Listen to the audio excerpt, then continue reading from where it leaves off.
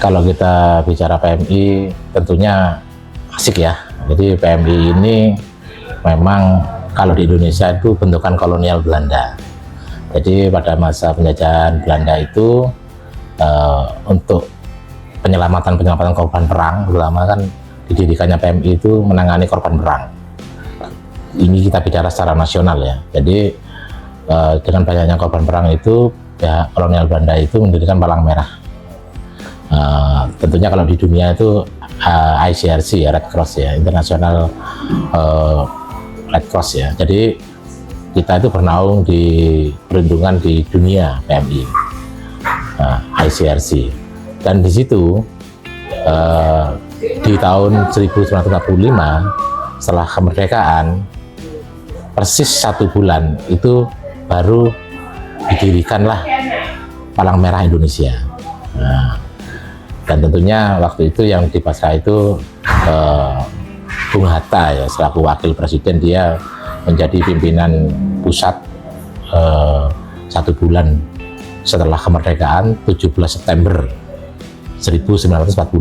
Kalau kemerdekaan 17 Agustus 1945. Dan di situ PMI baru berdiri dan dibentuklah PMI itu ke seluruh wilayah-wilayah Indonesia.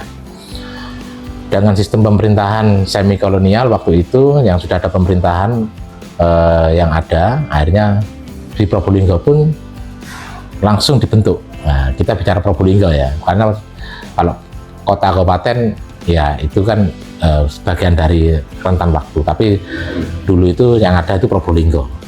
Kebetulan ketua PMI Palang Merah Indonesia di Probolinggo itu adalah Dr. Muhammad Saleh. Yang pertama. Yang pertama. Nah, Dr. Muhammad Saleh ini termasuk luar biasa, sampai namanya pun menjadi nama rumah sakit ya. Jadi pahlawan kesehatan, saya rasa dia patut jadi pahlawan kesehatan di kota Probolinggo karena namanya pun melekat di masyarakat kota Probolinggo. Kalau sudah ngomong Dr. Muhammad Saleh pasti kita teringat dengan rumah sakit Dr. Saleh kan gitu. Nah, berjalannya PMI dari masa ke masa, memang PMI belum sepenuhnya terbentuk dengan tersistem dengan bagus karena kita itu di masa-masa transisi kemerdekaan akhirnya berjalanlah seadanya di dalam pemerintahan. Ternyata PMI itu belum terbentuk secara organisasi yang benar. Nah, kebetulan saya juga bertanya kepada salah satu relawan kemanusiaan juga, seorang dokter ya, saya sebut Dokter Bambang. Dia salah satu juga penggagas di tahun 2000, insya Allah 2010 ya, 2010. Jadi kapan hari saya bertemu dengan beliau, dia bercerita tentang sejarah PMI karena sangat panjang sekali. Dan waktu itu di eranya pemimpinan wali kota Pak Bukhari dengan Pak Bandi ya. Kebetulan Dokter Bambang ini adalah kepala dinas kesehatan dan sekaligus dimintai tolong untuk memegang PMI, tapi bukan terstruktur masih. Nah, tahun 2010 aja PMI masih kesannya kan belum tertata strukturnya. Dan akhirnya dengan perjuangan Dokter Bambang, terus Pak Bandi sendiri juga waktu itu selaku sekda ya, nggak salah ya, sekda dan wakil wali kota, di situ mulailah PMI itu tertata. Dan di situ ada Pak Bandi selaku ketua PMI, terus berikutnya ada Pak Indi. Pak Indi sebelum saya itu ada Pak Indi, terus sempat PLT Bu Nini sekda, terus akhirnya saya Mega Guntara untuk melanjutkan perjuangan beliau. Luar biasa, beliau itu adalah berperan untuk kemanusiaan yang sangat luar biasa. Dia mampu meluangkan waktunya untuk kemanusiaan ini sangat luar biasa. Karena di PMI ini tidak ada yang namanya staf, itu tidak ada, yang namanya karyawan tidak ada. Yang ada hanya relawan. Kalau bicara relawan, ya menurut saya relawan ini kan tidak didetik dengan uang. Jasa perjuangan kemanusiaan ini bukan dinilai dengan uang. Nah, yang bisa menilai ya urusan beliau dengan Tuhannya. PMI itu bukan hanya donor darah, saya terangkan. PMI itu untuk kebencanaan kita mesti turun. Yang pernah 2 tahun yang lalu puting beliung beberapa pohon, ya memang kita digerakkan sama BPBD ya, kita membantu BPBD untuk menanggulangi bencana. Dan termasuk tahun 2021 letusan Semeru, kita bahkan 2 bulan di sana, teman-teman tim relawan itu untuk membantu kegiatan kemanusiaan di sana.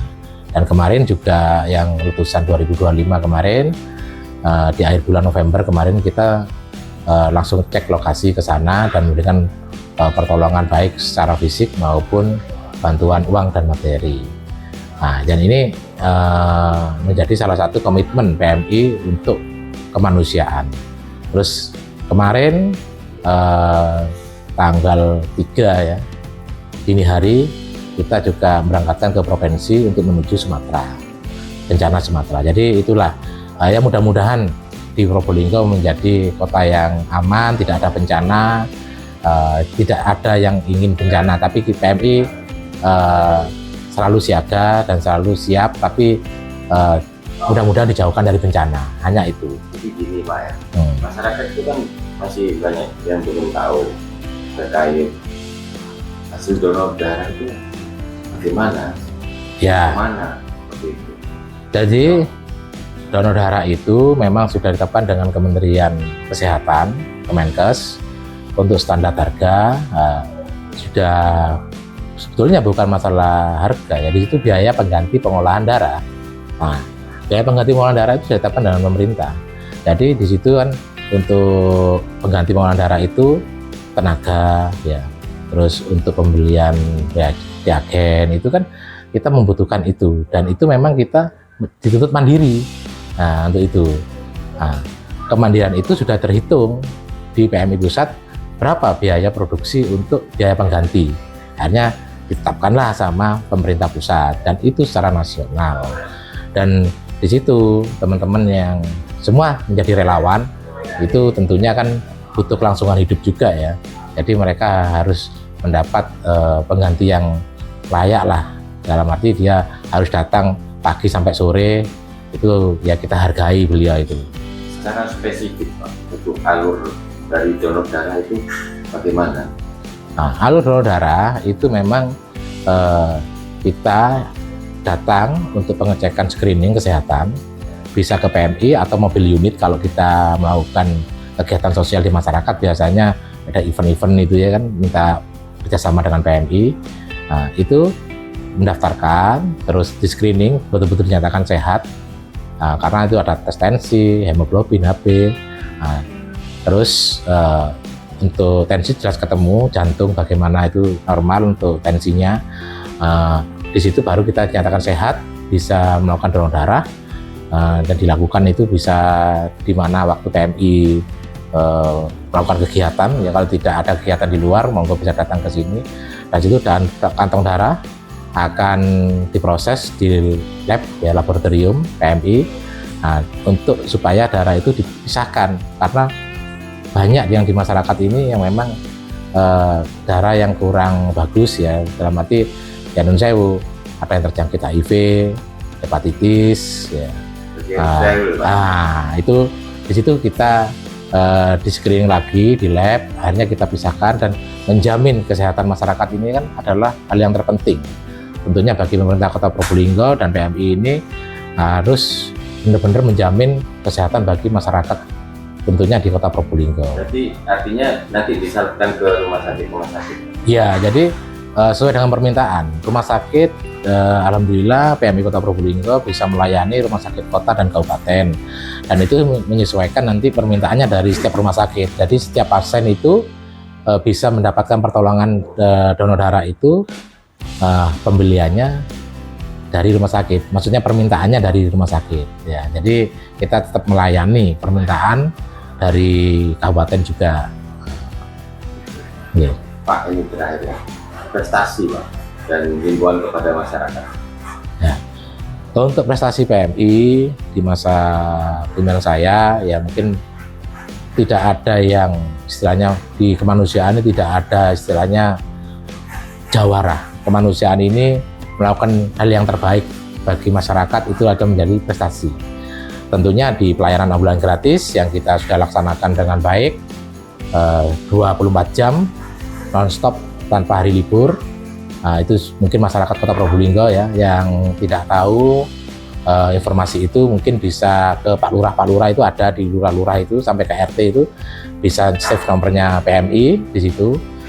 Terus untuk kita mendidik anak-anak mulai dini ya, tentunya di Palang Merah Remaja PMR itu beliau teman-teman guru-guru juga mendukung kegiatan itu. Alhamdulillah semua sekolahan di Kota Probolinggo aktif PMR-nya, dan kita juga kemarin menjadi juara di Jumbara.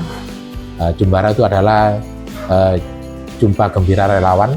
Jadi situ kita diadu ketangkasan tentang materi-materi PMI. Probolinggo berhasil menjadi juara 2 tingkat madya. Alhamdulillah dari 38 kota kabupaten Probolinggo bisa meraih itu, dan tentunya ini luar biasa ya. Di era sekarang baru bisa muncul seperti itu. PMR ini bukti bahwa kemanusiaan di Kota Probolinggo tentunya untuk anak didik dasar sampai tingkat SMA ya, ini berhasil untuk dikembangkan. Nah itu, dan harapan saya jangan berhenti untuk kemanusiaan, untuk masyarakat Probolinggo. Kita harus mendukung setiap gerakan kemanusiaan. Kemanusiaan bisa dipelajari dan harus diterapkan secara dini. Menaruh sifat empati ini adalah paling penting. Jadi semangat untuk kemanusiaan, tidak ada yang lebih penting dari urusan kemanusiaan. Kemanusiaan adalah urusan yang paling diutamakan.